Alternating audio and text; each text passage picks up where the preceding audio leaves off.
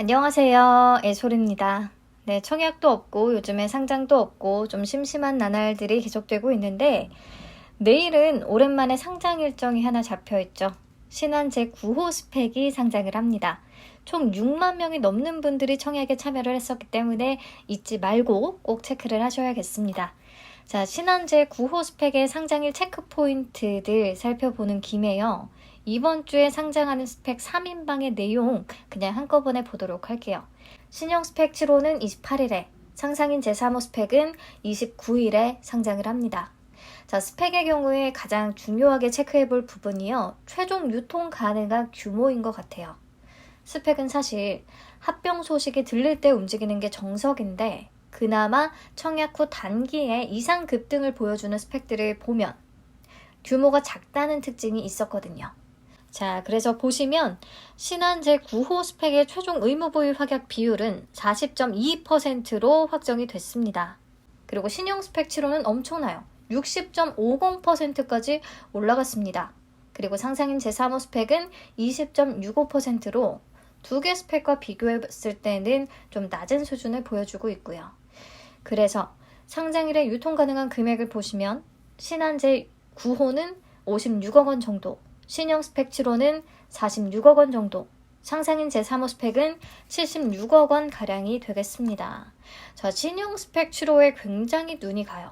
의무보유 확약 비율이 아주 높게 60.50%까지 잡히면서 유통 가능 규모가 매우 작은 수준으로 낮아졌거든요.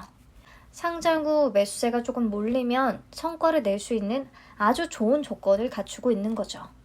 자, 22년에 상장했던 스펙들의 데이터와 비교해서 보시면 확실히 더 다르다는 것이 눈에 들어옵니다. 스펙의 경우에 의무보유 확약 신청을 아예 받지 않는 경우가 많기는 한데요. 그런 것들 제외하고 나머지 다른 스펙들의 최종 확약 비율을 보면 20%를 넘는 경우가 거의 없었어요. 근데 최근에 상장한 미래에셋 비전 스펙 1호가 47.88%의 최종적으로 높은 확약 비율을 기록했고 이번에 신한 제9호 스펙과 신형 스펙 7호가 모두 40%가 넘는 아주 높은 수준을 보여주고 있는 겁니다. 그리고 최종 유통 가능 금액을 보면 50억 원, 60억 원대만 돼도 굉장히 가볍다라고 느껴질 수가 있는데 신형 스펙 7호는 무려 46억 원, 50억 원이 안 되는 50억 원 미만 수준이고요. 신한제 9호도 50억 원대로 굉장히 가볍게 움직일 수 있는 조건을 갖췄다라고 할 수 있겠습니다. 그러면 지금 이 스펙들이 상장일에는 과연 어느 정도까지 올랐었는지 그리고 그 이후에 최고가는 어디까지 찍었었는지 한번 살펴볼까요? 제가 연보라색으로 칠해둔 친구들이 기대보다 훨씬 슈팅을 줬던 스펙들인데요. 키움제 6호 스펙, SK증권 7호 스펙, IBKS 제17호 스펙까지 모두 유통 가능 규모가 작았다는 공통점이 있습니다. 미래에셋 비전 스펙 1호는 요즘에 스펙주들의 분위기가 좋았던 데다가 확약 비율이 높아서 그런지 예상외로 상장일부터 좋은 흐름이 나타나기는 했어요. 아무튼 이렇게 과거 데이터를 참고해서 봤을 때 신한 제9호와 신형 스펙 7호는 우리가 베이스로 잡는 스펙의 기대 수익률보다 좀 높은 수익을 안겨줄 확률이 있겠다 싶습니다. 그 중에서도 신형 스펙 7호가 가장 기대가 되는데 4x4와 상장일이 겹친다는 게 변수가 될 수도 있겠죠.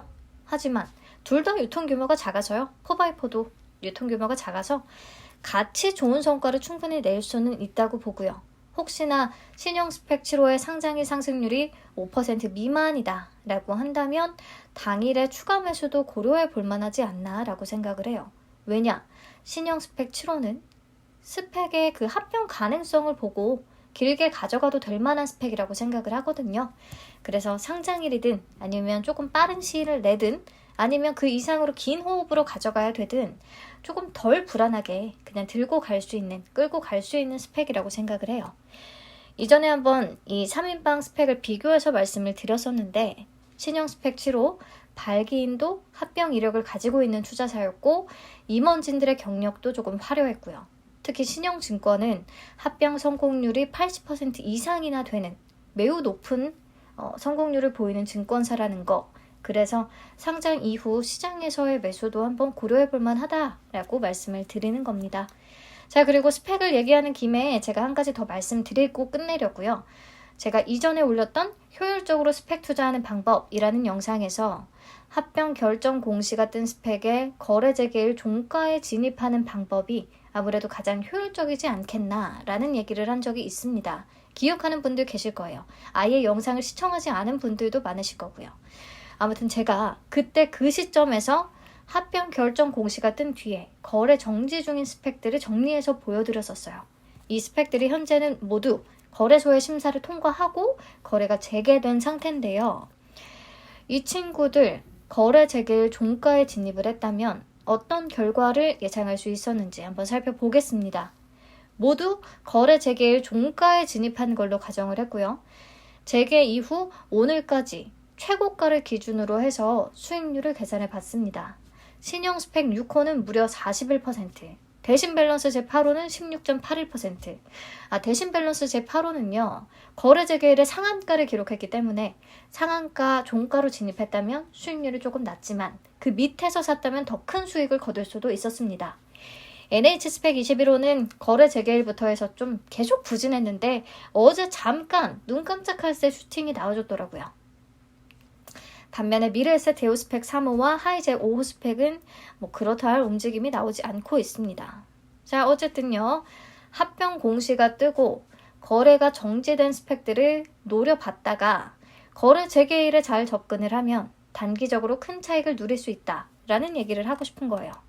물론 합병 대상 기업에 대한 분석 그리고 해당 스펙 증권사의 과거 거래 재개 후의 움직임 이런 것들 다 살펴봐야 하겠고요.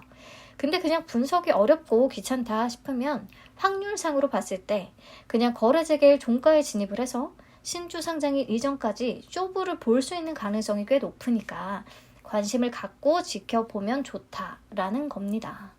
자, 그래서요. 현 시점에서 합병 결정 공시를 띄운 스펙들, 거래소의 심사를 기다리면서 거래 정지 중인 스펙들의 리스트를 다시 한번 정리해봤습니다. IBKS 제13호 스펙, 하나금융 14호 스펙, 교보 9호 스펙, 신한제 6호 스펙, SK 5호 스펙이 있습니다.